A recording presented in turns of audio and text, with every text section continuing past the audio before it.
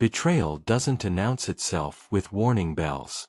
It doesn't walk in wearing a dark cloak so you can spot it before it strikes. No, betrayal slips into your life like a draft under the door, quiet until it's already freezing you from the inside out. That morning was proof of it. I was standing in the kitchen, half awake, swirling a spoon through my coffee. Sunlight spilled across the counter, catching the steam rising from the mug. I had just come back from the store, arms full of fresh bread and almond milk, Tessa's favorite. My wife always smiled when I remembered the little things, and I thought today would be no different. I didn't know that within an hour, my marriage, my reputation, and my entire life would be shattered. The front door opened with a creak. I assumed it was Alina, Tessa's younger sister, dropping by unannounced like she always did. She had a habit of walking into our home as if she owned the place, barely bothering with greetings. I tolerated it for my wife's sake, but her presence always carried an edge. This time, though, something was different. Alina stepped inside with wide, nervous eyes, her face flushed, lips trembling as if she had rehearsed what she was about to say. Behind her came Tessa, and the sight of my wife's face made the coffee turn to ash in my mouth. Her expression was tight, pained, like someone had already whispered poison into her ear. I turned, mug still warm in my hand. "Morning," I started, but the word barely left my lips before Alina blurted it out. "Adrian got me pregnant." 7 words. That was all it took to collapse the world I had built brick by brick.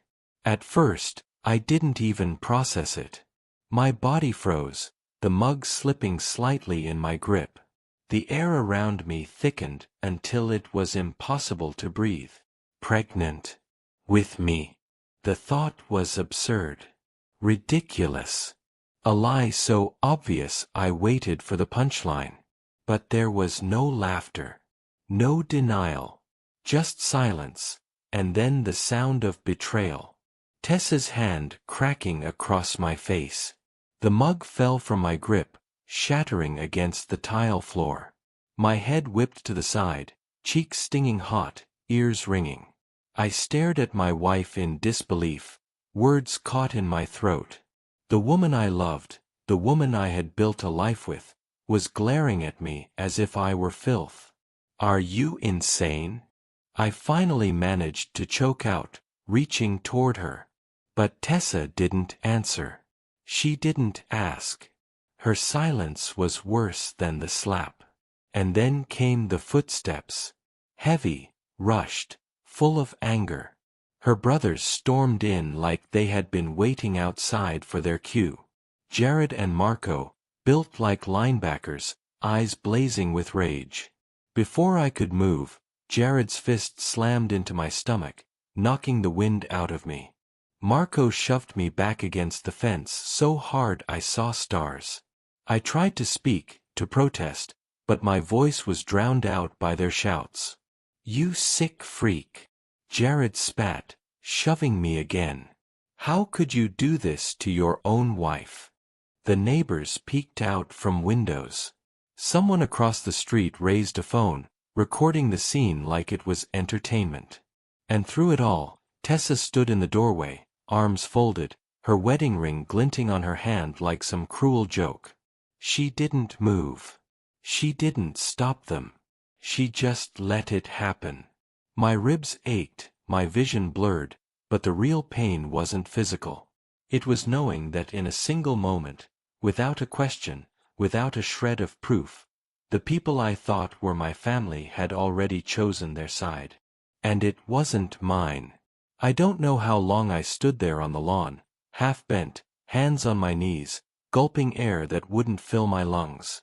The fence behind me still rattled from Marco's last shove. Somewhere a dog barked. A sprinkler hissed on 2 doors down, turning in lazy arcs as if the world hadn't just tilted. I straightened, swallowing the burn in my ribs, and walked back toward the doorway. Tessa didn't move. Her ring flashed again. I couldn't stop staring at it, like a lighthouse that suddenly decided to warn ships away from the very shore it used to promise. "Alina," I said, forcing my voice to be calm. "When? Give me a date." Her throat bobbed. For a second her eyes flickered sideways, searching for the answer on the wall. "A couple of months," she said finally. I didn't want to say because I was scared. Scared of what? A calendar. The words were out before I could stop them. "Which day?" "Stop," Tessa snapped, syllable sharp as glass. "You don't get to interrogate her." I looked at my wife. "I'm asking for facts. Just one. A single date." Silence stretched. Jared cracked his knuckles. The phone across the street was still recording. I could feel its red dot targeting my life. Alina pressed a hand to her stomach in a gesture so theatrical it might have gotten applause on a stage. "June," she tried. "Late June. Late June," I repeated. I was in Houston for 3 days that week. With the conference team. "You dropped me at the airport, Tess. You kissed me goodbye at the curb under the giant departures sign. Remember?" Tessa's jaw clenched. The muscle there fluttered once. "Cheaters travel," she said quietly. "You think that's a clever alibi?" Jared stepped forward, heat rolling off him. "Grab your stuff and go," he said. "If you're still here in 10 minutes, I'll help you pack through the window." "Jared," I said, keeping my gaze on Tessa, "ask yourself why a man who supposedly did something so awful is asking for proof. Ask why the story changed from a couple months to June, when I pressed." He snorted. "Ask why I haven't broken your nose yet." I turned away before my mouth wrote checks my body couldn't cash. Inside, the house smelled like coffee and lemon cleaner. The mug shards still glittered on the tile like a spill of ice. I crouched and picked up the handle. It had been a gift from Tessa's mother, world's okayest husband, the joke that always made Tessa laugh. The okayest was cracked straight through. I stepped over the mess and walked down the hall. Our bedroom was in that Sunday morning state. Unmade bed, a sweater draped over the chair, her book face down like it was mid-breath. I pulled a duffel from the closet and started filling it with the mechanical neatness of someone who's packed for disasters before. Socks. A shirt. Another. The tie Tessa said made me look like someone's dependable older brother. Phone charger. Passport. I wasn't planning to leave the country. It just felt like a talisman against being trapped. From the doorway, Tessa's voice came small and furious. "Don't take my suitcase." I looked at the spare roller bag leaning by her side of the dresser, and slid my hand away from it. "I'm taking what I brought into this house," I said. "Nothing else." She stepped inside, arms folded, each breath a measured strike. Up close, the grief in her eyes was real. That hurt most of all. She believed she was defending herself from me. She believed a story that made a stranger out of the man who knew the sound her laugh made when she sneezed mid-giggle. "Why her?" she asked suddenly, raw. "Why her of all people? She's my sister." "Because I didn't," I said. "Because I never have. Because there's something you're not asking." Her lips trembled once. She looked at the window, at the ceiling, anywhere but at me, and swallowed whatever answer wanted to come out. Behind her, the hallway filled with footsteps again. Marco hovering, the bouncer at the border of a country whose visa I'd just lost. "Time," he said. "Let's move." I zipped the duffel. It sounded final, like closing the back of a hearse. When I stepped past Tessa in the doorway, we brushed shoulders, and the contact nearly buckled me. 2 inches of fabric. 1,000 miles. In the bathroom, I paused. Our toothbrushes. Her hair tie curled like a question mark near the sink. On the mirror, our note from last week still clung in dry erase handwriting. Pick up dry cleaning / call MOM / buy lemons. I uncapped the marker and wrote beneath it, letters slow and steady so my hands wouldn't shake, ask me once. Then I put the marker down and walked out. Jared was waiting by the front door with his arms crossed. He had that look of someone proud of the boundary he was policing. Keys, he said. For what? The car is mine. The house, he said, louder. Leave the house keys. I unclipped the ring and slid the house key off. It stuck on the little metal groove. Isn't that something, I thought, how even keys resist being divorced. I got it free and placed it in his palm. Outside, the air tasted like cut grass. The neighbor with the phone pretended to check a message now, as if discretion could be retrofitted after the fact. A woman across the street folded her arms and muttered, "Shame," without looking directly at me. Shame. The word floated there, unclaimed, trying to decide who to haunt. At the curb, a car pulled up. Tessa's mother in the passenger seat, her father driving with both hands at 10 and 2 like the laws of traffic could keep their family straight. Her mother's eyes swept over me and then away, a quick judgment. Guilty men bruise, innocent men don't carry duffels. She slid out before the engine even cut, soft voice sharpened for the occasion. "We'll handle this privately," she said to the gathering air, which now included 2 more neighbors and the mailman, who had the grace to look embarrassed to be caught in the scene. "Please respect our family." I almost laughed. Respect our family. As in, respect the part where we decided who's human here without asking any questions. She turned to me. "You need to leave." "I'm leaving," I said. "But before I go, look me in the eyes and ask me if it's true." Her gaze flinched. She clutched her purse straps tighter. "I don't need to hear your spin." Not spin. An answer. I lowered my voice. "Ask me once." The mailbox clattered shut. Somewhere down the block a child shouted, then stopped, sensing something in the air nobody had words for. Tessa stood on the porch, arms crossed so tightly I wondered if she could feel her own pulse fighting under her skin. "Go," she said. Just that. So I did. I loaded the duffel into the trunk, slid into the driver's seat, and stared at the steering wheel for a long beat.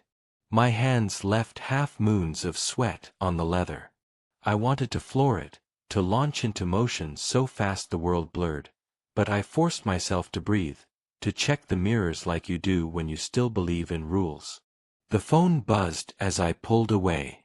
First a group chat lighting up like a slot machine, family threads, old friends, a cousin I hadn't spoken to in months. Then a notification from a social app one barely used, "You were mentioned in a post." I didn't open it. Not yet.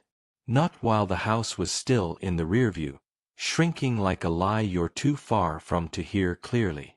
I drove without a destination, letting the city peel back. Gas stations. A strip mall where the neon nails sign flickered between nail and AI, as if even the word was losing letters. At a red light, the phone buzzed again. Unknown number. I answered because I still had the reflex of a man whose life could be fixed with a conversation. "Adrian." The voice was rough-edged, unfamiliar. "It's Cole. From work." "Hey," I said, every muscle bracing. "There's chatter," he said. "HR's asking questions. There's a post making the rounds. I thought you should know before you walk in tomorrow and get blindsided." The light turned green. The car behind me honked. I didn't move. "What kind of post?" He hesitated. I could hear office noise behind him, the tinny echo of someone stirring ice in a cup. Vague. Specific enough. "You should get ahead of it." Talk to HR tonight if you can. Thanks, I said. My voice sounded like the recording of someone else's. I appreciate the heads up. We hung up. The next car honked again, longer this time. I rolled forward through the intersection and pulled into the parking lot of a budget motel whose sign promised clean rooms in letters missing half their bulbs. I turned off the engine and sat there with my temples beating in time with the cooling tick of the dashboard. A kid dragged a suitcase past my bumper. A couple argued quietly by the ice machine. Somewhere behind the building, a laundry room thumped. Normal life, carrying on. I unlocked the phone at last. The post wasn't from Alina, of course. It never is. It was an anonymous confessional with just enough details to let people connect the dots. Married man. Sister's tears. Speaking my truth. The comments were a river already. Virtual stones hurled by hands that would never have to touch the weight of them. I put the phone face down on the passenger seat and stared out at the rectangle of sky boxed in by power lines and motel roofs. The clouds were moving fast, skimming the sun in streaks that made the asphalt look like it was breathing. I could go back and keep shouting dates into a void. I could camp on the porch and demand a hearing nobody wanted to attend. Or I could step into whatever came next, not because I was running, but because I refused to be the man standing on a lawn begging strangers to ask him a question. I grabbed the duffel and stepped out. The room key was plastic, sun-faded, with a number rubbed almost smooth. When the door opened, the smell of old smoke and lemon disinfectant hit me in equal measure. I set the bag down, closed the door, and pressed my forehead to the cool wood for a count of 5. When I lifted it, the room looked back at me with blank motel eyes, a bedspread patterned like camouflage for spills, a desk with a wobble in its left leg, a mirror that softened edges as if to be kind. I stood very still, listening to the distant turn of tires on the highway, and then I did the only thing I could think to do that wasn't desperate or loud.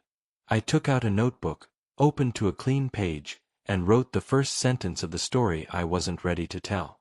Today, my name was taken without a trial. I put down the pen and let the room's silence hold the line. The motel room was silent except for the hum of the fridge, but my phone buzzed like it was alive on the nightstand. Every time the screen lit, a new piece of my old life fell away. Emails. Dozens of them. First from HR, then from clients, then from colleagues I had known for years. At first they were polite. We're looking into this. We need to place you on leave until the situation is clarified. But the later ones stopped pretending. Effective immediately, your contract is terminated. Just like that, the career I had built with 12 years of early mornings and late nights was gone. Not because I had failed. Not because I had made a mistake. But because a lie was more believable than my silence. I sat there staring at the glowing words until the letters blurred. Then, with a slow, deliberate motion, I turned the phone off and slid it under the pillow. Out of sight, but not out of mind. That night, I dreamed of the kitchen. Not the one in the motel, with its single microwave and vending machine coffee, but our kitchen. The sunlight on the counter. The broken mug on the floor. And Tessa, standing in the doorway, her ring glinting like an accusation. She didn't speak in the dream, just stared with eyes that held no trace of the woman who once whispered she loved me more than her own heartbeat. When I woke, my chest hurt worse than my ribs. I tried to keep moving, laundry, cheap breakfast, a walk around the block, but the weight followed. It was heavier than bruises, heavier than shame. It was the knowledge that my wife hadn't even paused long enough to ask me. She had chosen Alina's trembling lips over my years of loyalty. By the third day, the whispers online had turned into storms. A post with a grainy video of my brothers-in-law dragging me into the yard was everywhere. Local man accused. Look how guilty he looks. No one noticed or cared that I wasn't fighting back, that I wasn't even yelling. To them, my silence was proof. That's when the calls started. Not from friends, they'd all gone quiet. Not from Tessa, she'd blocked me. These were from numbers I didn't recognize. Some shouted obscenities before I could hang up. Others whispered things I won't repeat. Once a voice simply said, "We know where you are," and hung up. I stopped leaving the motel after dark. And then, on the 5th night, something strange happened. I was half dozing when a knock came at my door. Not a pounding, not a threat, just a soft, cautious tap. I froze, heart racing. Another knock. "Adrian." A voice. Low, hesitant. A woman's. I crept closer, every muscle taut. I didn't open the door, but I pressed my ear against the wood. "Adrian, it's me. June. Please, just open for a second. June." A friend of Tessa's. We'd had coffee once, the kind of polite chat couples have with mutual acquaintances. Why would she be here? I didn't move. "Please," she whispered, almost urgent. "It's about Alina." My pulse slammed in my throat. I gripped the knob but didn't turn it. Not yet.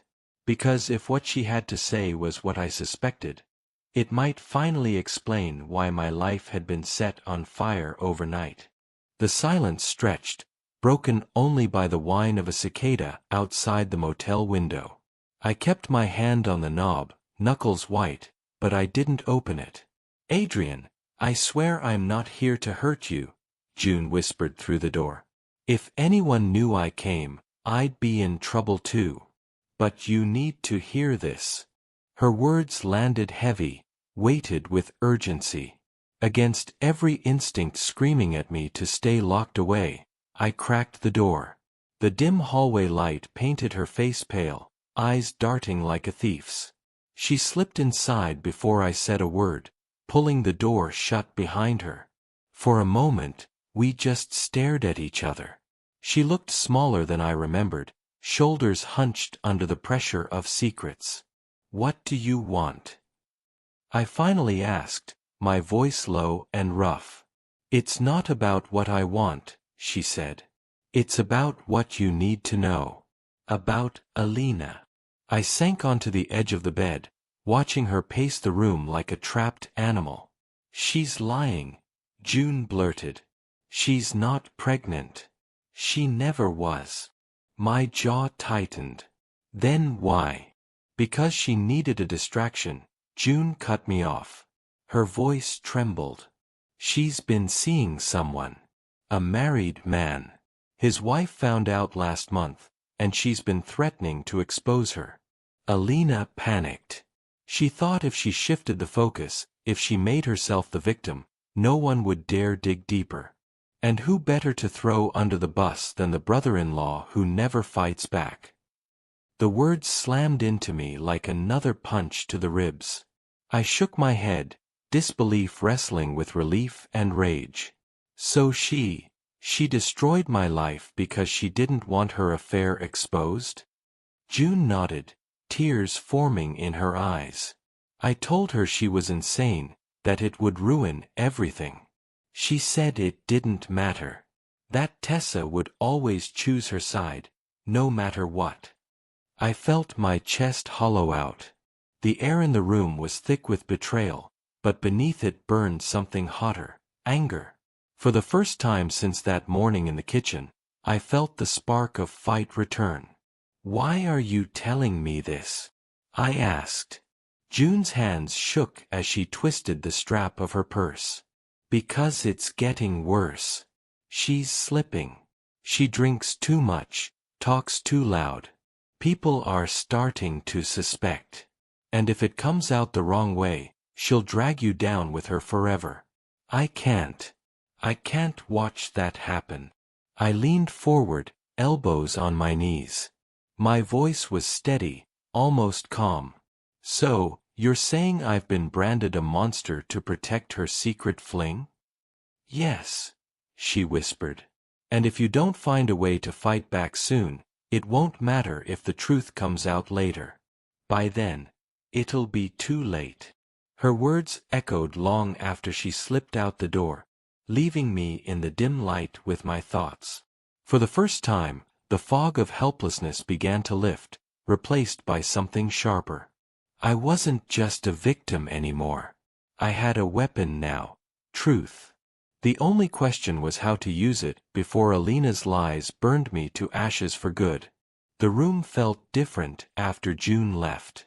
Same cracked wallpaper, same rickety desk, same motel stench of bleach and cigarettes, but something had shifted inside me. For the first time since that morning, I wasn't just reacting. I was planning. I sat on the edge of the bed, fingers pressed together, mind racing. If Alina wasn't pregnant, if the whole thing was a cover-up for her affair, then somewhere there had to be proof. People like her always left trails. Receipts. Messages. A wrong look at the wrong time. The trick was finding it before she twisted the story again.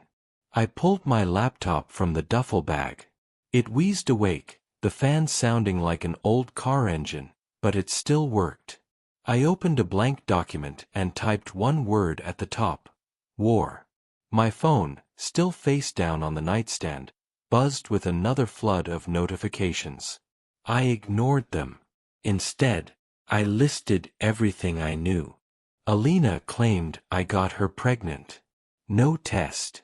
No date. No details. Her real motive, hiding an affair.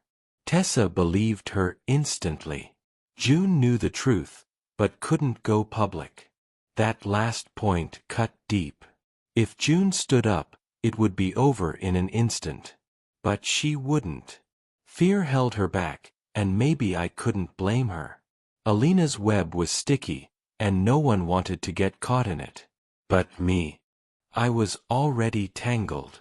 I closed the laptop and stared at my reflection in the motel mirror. My cheek was still faintly bruised.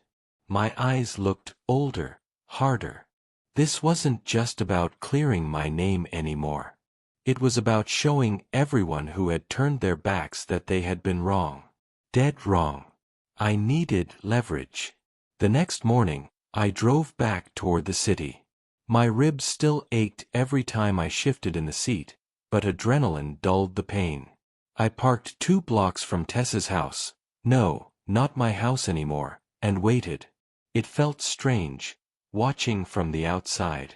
The curtains I used to close at night, the porch light I used to fix when the bulb blew, the door I used to unlock with a key I no longer had.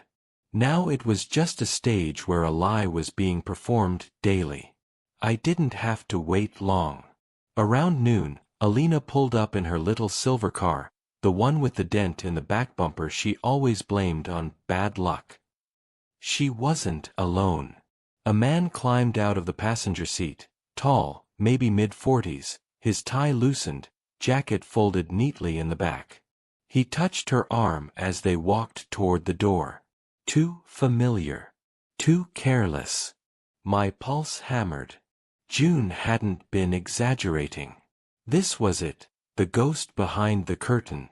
I lifted my phone, zoomed in, and snapped a photo. The click felt louder than it was, like firing a starting pistol. Evidence. It wasn't much, but it was a beginning. A crack in Alina's story. I stayed long enough to see Tessa open the door. She hugged her sister. She barely glanced at the man. Trust blindfolded her eyes, and Alina knew it. I lowered the phone and sat back, heart thudding. For the first time since my world collapsed, I had something solid. Proof that the story wasn't what it seemed. Proof that maybe, just maybe, I wasn't as powerless as they wanted me to be. But exposing her wouldn't be simple. Alina was a master at flipping the script, and if I went in unprepared, she'd bury me again. No, I'd need more. A pattern. Dates. Receipts. Enough to make the truth undeniable. As I started the engine and pulled away from the curb, I realized something terrifying and exhilarating at once. I wasn't just fighting for my name anymore. I was hunting. The photo burned a hole in my phone. I couldn't stop looking at it. Alina standing too close to the man in the loosened tie, his hand brushing her arm, their shared smirk like two conspirators who thought the world was asleep. But one photo wasn't enough. Anyone could twist it, call it coincidence, say he was just a friend. No, I needed a trail so clear even Tessa couldn't ignore it. I drove to a quiet diner on the edge of town, the kind of place where the waitress calls everyone hon, and doesn't care if you stay for hours nursing one coffee. I set up in a corner booth, laptop open, notebook beside it. First step. Names. Who was the man? He looked older than Alina, maybe married. That fit June's warning. If he was cheating, there'd be a record. Texts, emails, meetings in places they thought were private. People are careful, but never careful enough. I thought about the office where Alina worked, a law firm downtown. If he was a colleague, their names would appear together somewhere. Press releases, LinkedIn, maybe a company newsletter. I searched, scrolled, clicked, and then I found him. David, Kentucky. Senior partner. Married. 2 kids. His face matched the man in my photo, only in the picture he wore the polished smile of a professional instead of the reckless grin I'd caught on my camera. My stomach twisted. This wasn't just an affair, it was a scandal with teeth. If it came out, it wouldn't just destroy me or Tessa. It would rip through his family, his career, maybe even Alina's job. No wonder she needed a scapegoat. I sat back, running my hands over my face. The temptation to blast the photo online was strong, but that would make me look desperate, bitter, vindictive. No. I needed to be precise. Surgical. That night, I parked outside the firm, windows cracked, camera ready. Around 8 p.m., when the building emptied, Alina appeared. She wasn't alone. David walked beside her, laughing at something she said. They lingered by her car, too close for colleagues, too slow to part ways. His hand brushed her waist before he finally walked off to his own car. Click. Another photo. This one clearer, sharper. Day after day, I repeated the routine. I felt like a shadow, a ghost tethered to their movements. Cafes, late-night dinners, parking lot goodbyes. Each photo piled up, a stack of evidence no story could erase. But something else happened too. The longer I watched, the more I saw cracks in Alina's mask. She wasn't the confident liar I remembered. She was restless, snapping at waiters, drinking more than she could handle. David looked nervous too, always checking his phone, his smile brittle. They were unraveling. One night, after following them to a quiet bar across town, I slipped inside and took a seat at the far end. From there, I could hear just enough. "Can't keep doing this," David muttered, voice sharp. "You think I wanted this mess?" Alina hissed back. "If Adrian had just kept his mouth shut, we'd be fine." My pulse surged. Hearing my name from her lips felt like gasoline on an open flame. "You pinned this on him," David snapped. "What if it comes back? What if?" "Relax," she cut in. "Tessa believes me. Everyone believes me. He's done." I gripped my glass so hard I thought it might shatter. Done. That's what she thought of me. That's what she wanted. I left the bar before I did something reckless. The night air was cold, sharp in my lungs, but it steadied me. I had enough now. Photos, overheard words, a motive so clear it could slice through every lie she spun. But I couldn't just dump it all in front of Tessa. Not yet. She wasn't ready to hear me. She still saw me through Alina's poison. No, I had to wait. To choose the right moment. And when it came, I would not just clear my name. I would burn Alina's lies to the ground. By the end of that week, I had a folder so heavy with evidence it almost hummed in my hands. Photos of Alina and David at bars, outside his car, whispering in corners they thought were private. A few short recordings, her voice spitting my name like it was venom, his voice cracking with panic. Piece by piece, I'd built the case that should have been obvious from the start. But evidence is only half a battle. The other half is timing. If I stormed in now, shoving proof under Tessa's nose, she'd shut down. She'd cling tighter to her sister, convinced I was manipulating her. That was the poison of betrayal. Once doubt took root, truth looked like just another trick. So I waited. And then the opening came. It was Saturday morning. I was sitting in my car outside the cafe near Tessa's house, sipping bitter coffee, when her mother walked in. Eloise. Always sharp-tongued, always theatrical. But today, her shoulders were tight, her phone pressed hard to her ear. I couldn't hear her words at first, but her expression said enough, anger shading into worry, then outright fear. She ended the call with a snap and sank into a booth, muttering to herself. I didn't approach. Not then. But an hour later, a message popped up in one of the community group chats I still had access to. A vague post about certain people disrespecting marriage vows. Not about me this time. About someone else. The cracks were spreading. By Sunday, rumors were buzzing. I caught them online, little comments with just enough detail to know they were about Alina. A source claiming she was seen with a married man. Another suggesting her pregnancy story didn't add up. I hadn't leaked a word. Someone else was talking. That was my moment. That evening, I sent Tessa a message. Just 6 words. Please. Meet me. No shouting. For the first time in weeks, she replied. 1 hour. Outside the church. When I pulled up, she was already there, arms crossed, eyes red. She looked thinner, worn down. I hadn't seen her in nearly a month, but she looked like she'd aged years.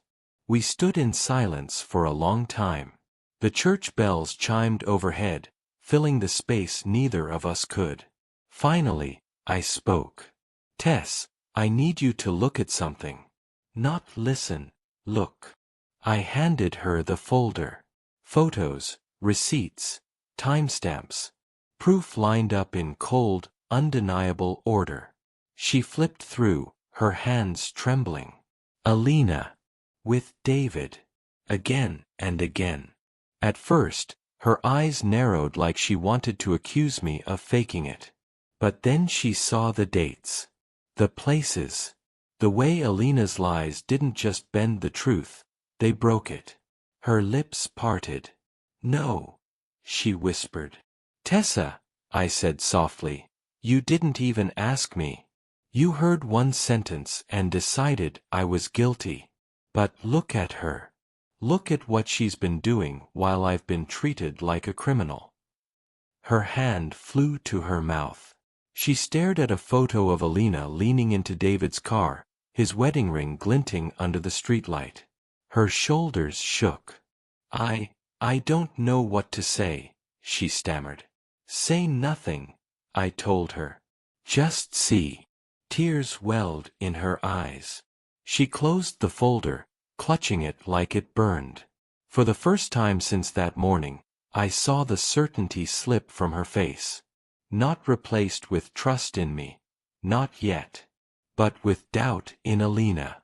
And that was enough. Because doubt spreads faster than lies. Tessa didn't speak to me again that night. She drove off clutching the folder, her taillights glowing red as if warning me not to follow.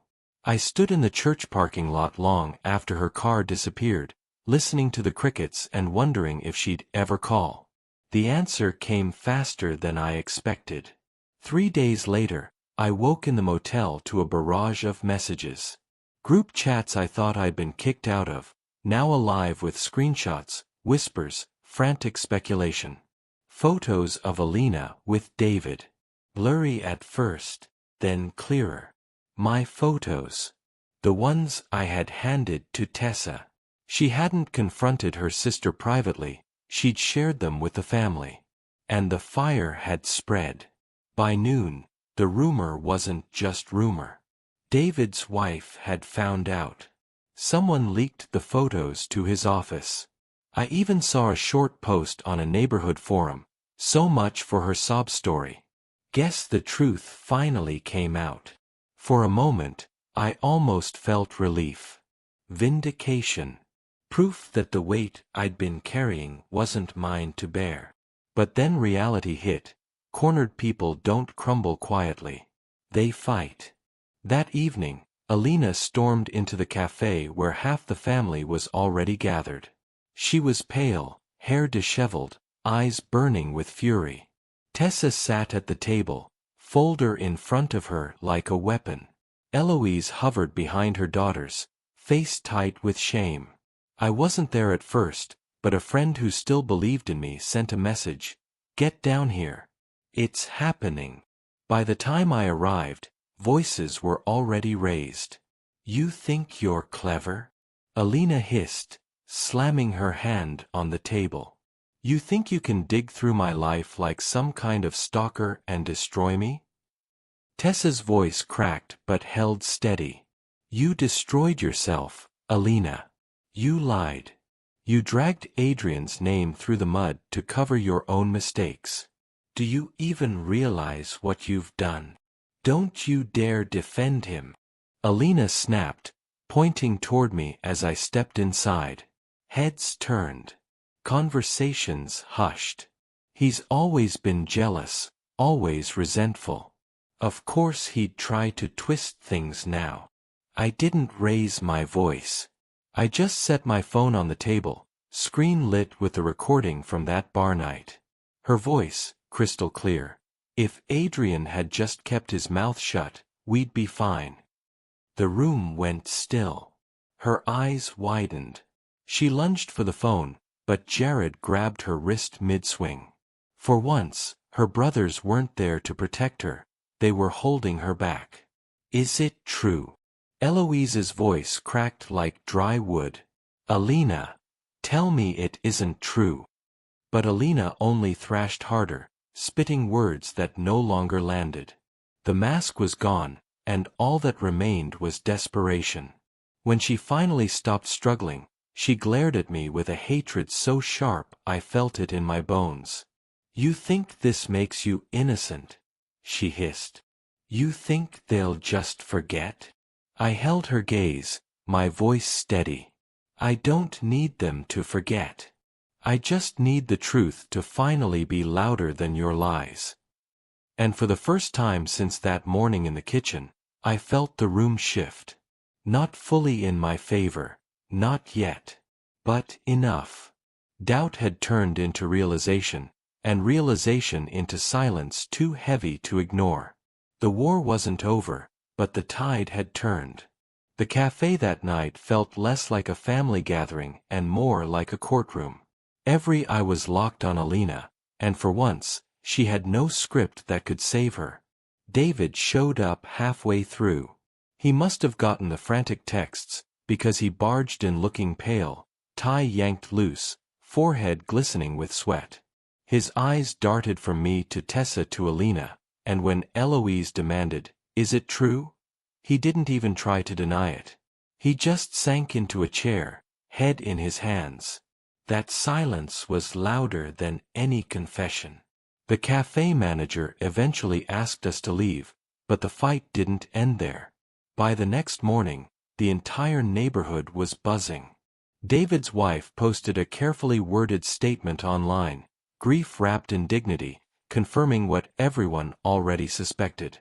The law firm issued a notice placing him on indefinite leave. And Alina. She doubled down. She stormed onto social media, claiming I had doctored the photos, that I was obsessed, that I had stalked her for months. She called me dangerous, deranged, even hinted that my own wife had left me because she knew what I was. But this time, people didn't buy it. Not after the recordings. Not after David's silence. Not after the trail of truth I'd laid bare. For the first time, her words fell flat. Meanwhile, my phone lit up with messages of a different kind. Old friends cautiously reaching out, colleagues saying they always had their doubts, neighbors who whispered apologies they hadn't dared voice weeks ago. Too little, too late, but proof that the tide had turned. The only voice that mattered, though, was Tessa's. She came to see me 2 nights later. No entourage, no brothers, no mother hovering at her side. Just her, standing outside the motel room door with a look I hadn't seen in months. Hesitant, wounded, but searching. When I opened the door, she whispered, "Adrian, can we talk?" We sat on the edge of the bed, silence stretching between us like a canyon. Finally, she spoke, her voice trembling. "I don't know how to apologize for what I did. For not asking. For believing her." Her eyes brimmed with tears. "I ruined us in a single moment, and I don't even know if you'll ever forgive me." I stared at the floor, words caught in my chest. Forgiveness. That wasn't a word you just tossed out like loose change. But seeing her break, seeing her realize what she'd done, it cracked something in me too. "Tessa," I said quietly, "you didn't just believe her. You let them beat me.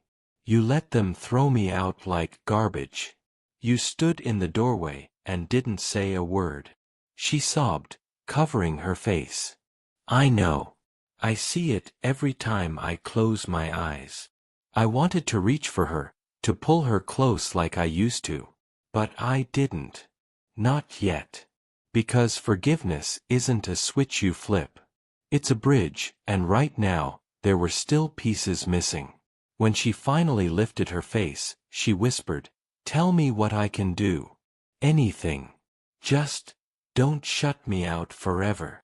And for the first time since that morning in the kitchen, I saw not certainty, not betrayal, but hope. Fragile. Flickering. But real. I didn't answer right away. Because the question wasn't just whether I could forgive her. It was whether I even wanted to.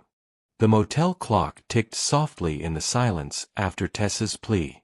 Outside, traffic hissed by on wet pavement, but in that room, time seemed to hold its breath.